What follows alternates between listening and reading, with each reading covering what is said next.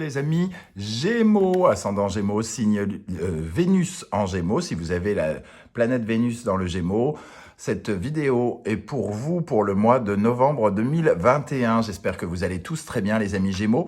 On se retrouve aujourd'hui pour un tirage 100% sentimental relationnel.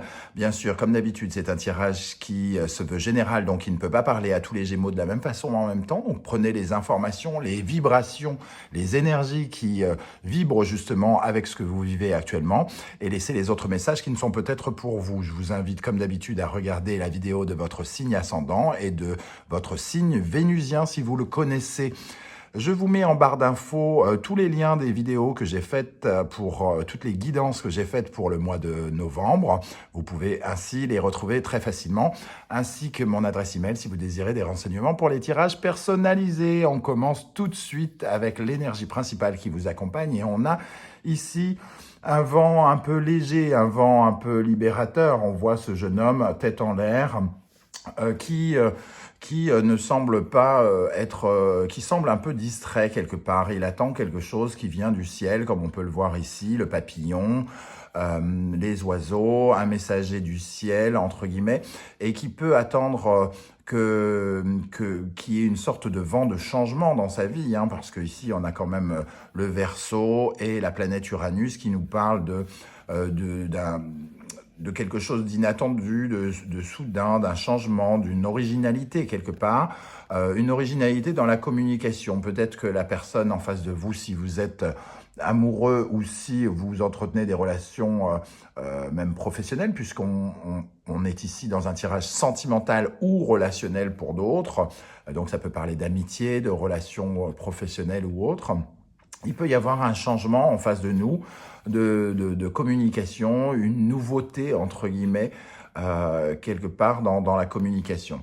On voit en tout cas qu'on est bel et bien dans la communication puisqu'on a en dos de deck cette impératrice qui est quand même la reine de la communication, celle qui est créatrice de son monde, celle qui fertilise son monde, celle qui a envie de créer quelque chose avec ce qu'elle a et de ce fait qui a besoin de réaliser ses rêves, ses besoins, ses envies, qui est très à l'aise avec la communication et le fait de se mettre en avant, d'exprimer clairement ce qu'elle pense. Ici, on a peut-être un personnage en face, un peu fuyant par rapport à une conversation, peut-être une attitude un peu différente dans ce sens où il peut y avoir une conversation qui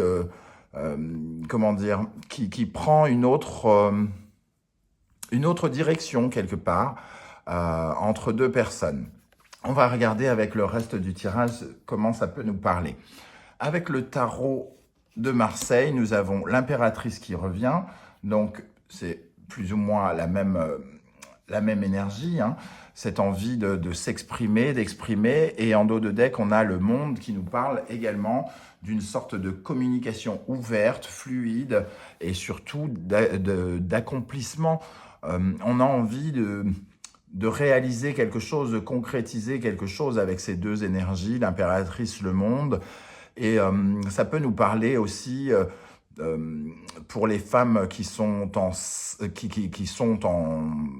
ont envie d'avoir un enfant, pardon, de parler de ces choses-là, d'être enceinte ou du désir d'avoir envie d'avoir un enfant. Alors bien sûr, ça ne va pas parler à tout le monde. Pour les autres, ça nous parle en tout cas de communiquer sur un besoin, communiquer sur des envies ici et de s'exprimer librement, de façon fluide, à essayer de convaincre l'autre par rapport à un sujet ou un autre. Votre état d'esprit, on a la lune, donc il y a quand même quelque chose qui vous... peut-être qui vous effraie, que vous portez en vous et que vous avez besoin d'exprimer.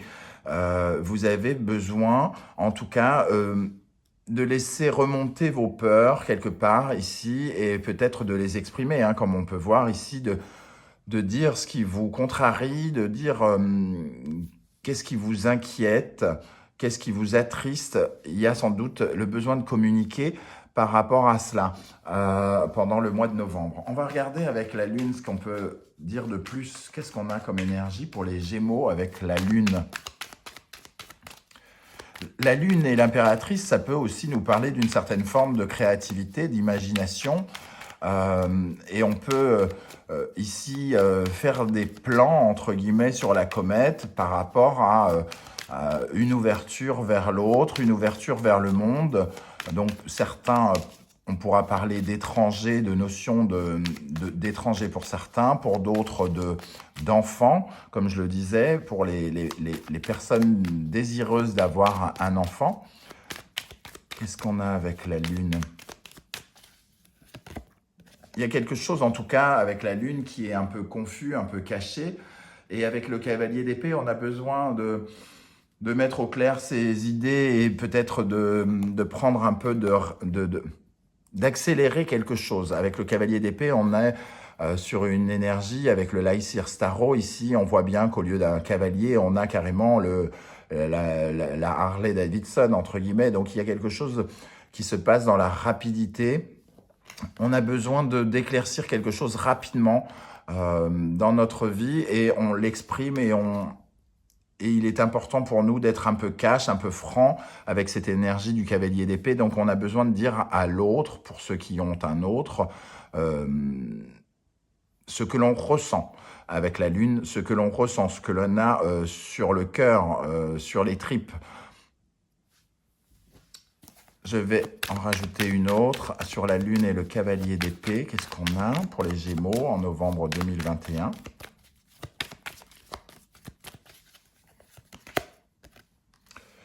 Ça peut nous parler justement d'une sorte de frustration,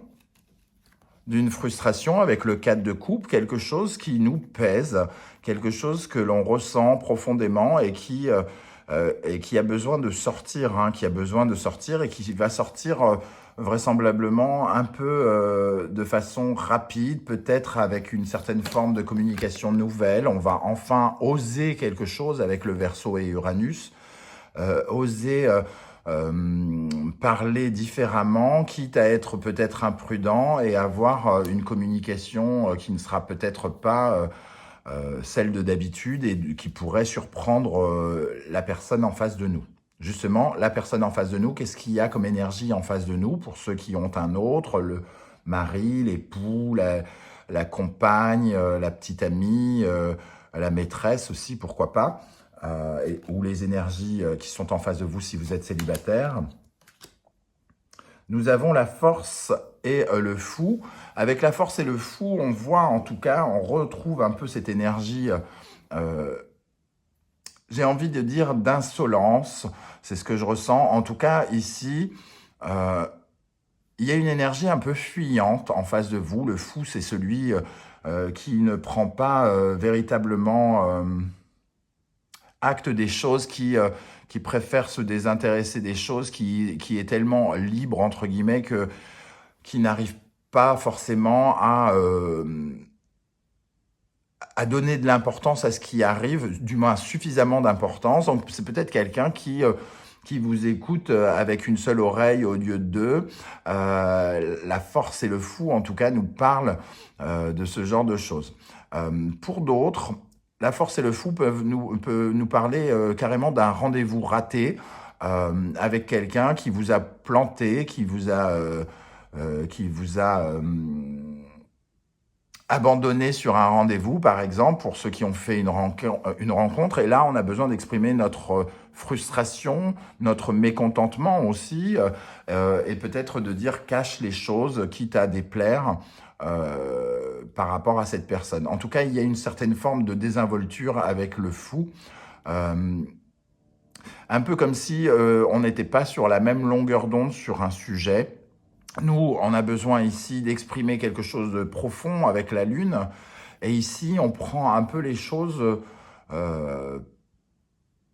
par-dessus l'épaule, quoi, entre guillemets, sans vraiment se rendre compte que ça a peut-être beaucoup d'importance pour l'autre. Donc, par exemple, une conversation qui serait portée sur le fait d'être enceinte pourrait être, entre guillemets, mal entendue. Ça ne veut pas forcément dire que que la personne en face de vous est contre. Ça veut dire juste que il y a une sorte de malentendu, il y a quelque chose qui est mal entendu dans les deux sens du terme de ce mot. Je vais rajouter une énergie avec la force et le fou. Qu'est-ce qu'on a avec la force et le fou pour les Gémeaux en novembre, dans le domaine sentimental, relationnel, avec la force et le fou? L'empereur. Alors, il y a quand même... On remarque quand même qu'on a l'impératrice ici et l'empereur qui ressort, donc il peut y avoir un jeu de commandement d'une certaine manière, comme si on avait l'impression d'entendre un ordre de l'autre côté, quelque chose qui se joue comme ça entre je veux et je veux. Quoi. Il y a deux je veux qui s'opposent. Oui, moi je veux être un peu libre avec le fou là, je veux bien faire des efforts mais je veux être libre. Et ici, moi j'ai besoin d'exprimer entièrement qui je suis, j'ai besoin de m'investir dans ma vie sentimentale et relationnelle. Et il y a comme deux personnes qui se confrontent, pas forcément dans les engueulades, mais en tout cas, j'ai comme l'impression qu'il y a quand même une sorte un peu de guerre d'ego, hein, parce qu'ici, on a quand même le soleil et le lion qui peuvent représenter le côté égotique aussi. Donc, il peut y avoir un malentendu qui donne l'impression que chacun campe sur ses positions. On va regarder comment ça se concrétise par la suite avec le hiérophante et l'amoureux. Et on a l'énergie de la force qui apparaît ici, hein, l'une plus la force, donc ça fait la force à nouveau. Pour moi, la force et le hiérophante et l'amoureux, il y a une volonté de concrétiser quelque chose, d'officialiser quelque chose pour l'un des deux. Et il y a des hésitations peut-être de l'autre côté, ou alors on reste quand même, pas tout à fait d'accord. Il y a quelque chose ici il y a une sorte d'hésitation entre faire ou ne pas faire, mettre en place ou ne pas mettre en place, officialiser ou ne pas officialiser. Il y a quelque chose qui reste dans le domaine de chacun reste campe un peu sur ses positions. Alors, est-ce que ça va probablement progresser? Les énergies ne sont pas forcément négatives, c'est pas forcément c'est pas forcément quelque chose qui finit en eau de boudin, hein. On a quand même une communication qui est un peu différente de d'habitude par rapport à ce sujet. On va regarder avec le hiérophante et l'amoureux. Qu'est-ce qu'on a pour les Gémeaux?